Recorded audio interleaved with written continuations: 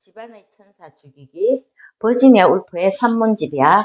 여성의 직업, 지적 지위, 남과 여. 여성의 소설에 대한 울프의 이야기.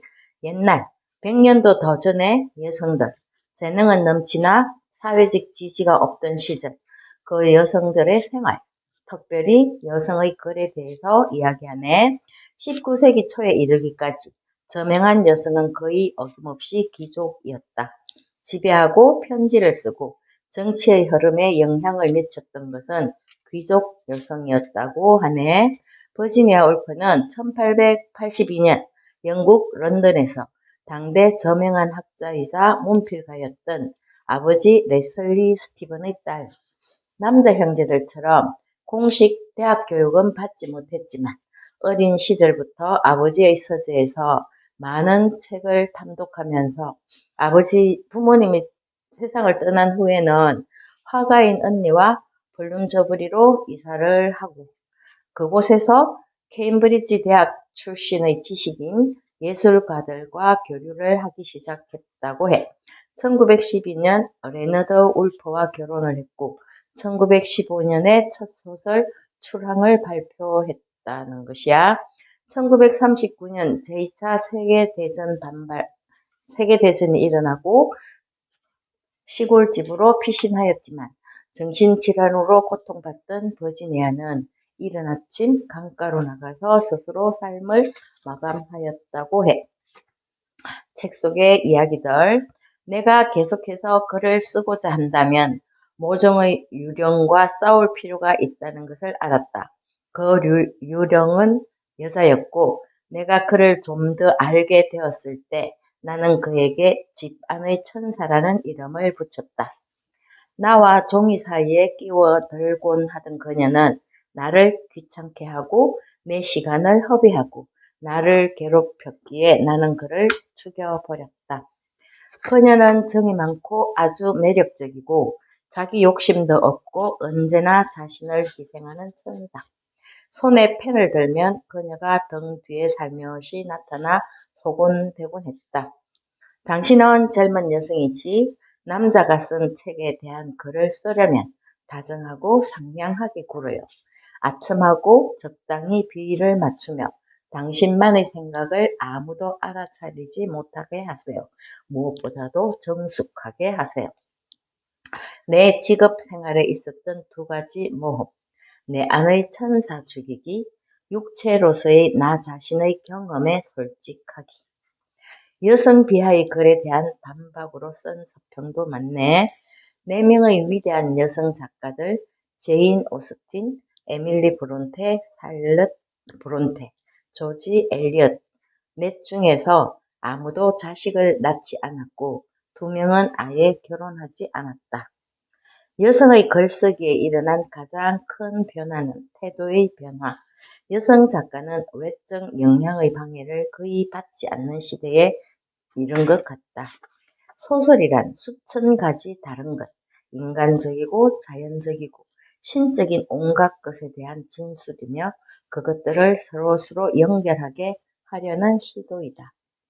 과거에는 여성의 글쓰기가 갖는 미덕이 집밖이 노래의 미덕처럼 그 신성한 자발성에 있었다. 그러나 여가와 돈과 자기만의 방을 갖게 되는 황금 시대가 되면 문학은 여성에게도 갈고 닦을 예술이 될 것이다. 마그릿 루카스 8명의 형제 중 막내딸. 그녀는 일찍부터 바느질보다는 독서를 더 좋아했고 옷 입기와 패션 발명하기를 더 좋아했고 무엇보다 글쓰기를 가장 좋아했다. 세월의 파괴를 초월하는 위험 있는 풍모를 지닌 그녀의 어머니는 자녀를 궁핍하게 키우면 우리 안에 있는 개걸스러운 성질이 생길지도 모른다는 생각에 즐거운 일에 마음껏 소비하게 했다.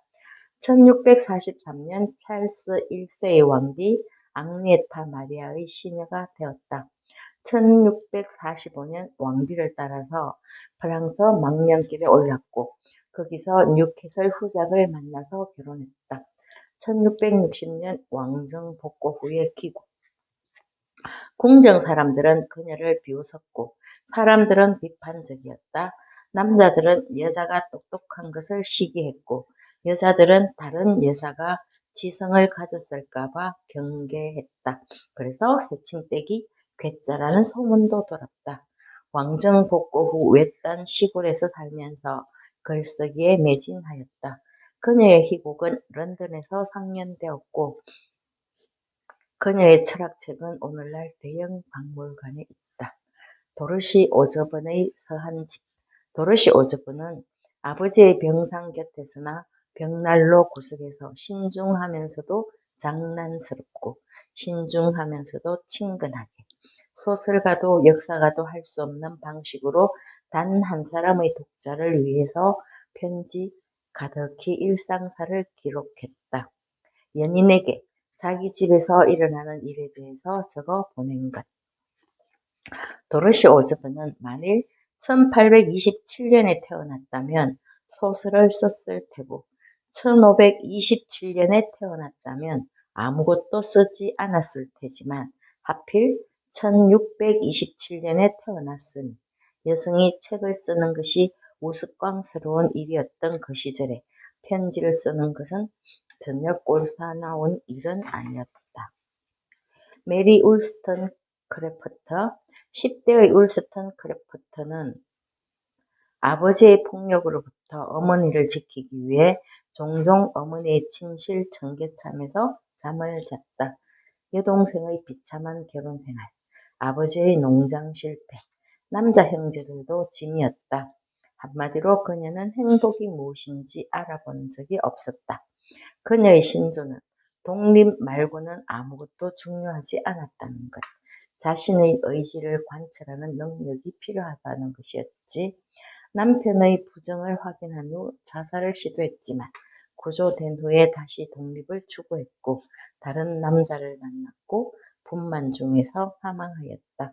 그녀는 36세의 나이에 죽었고 사람들에게 잊혀져 갔다. 생각이 많지만 어느 시대이거나 돈과 자유와 나만의 방이 있으면 족할이라는 것이 기본 조건이네.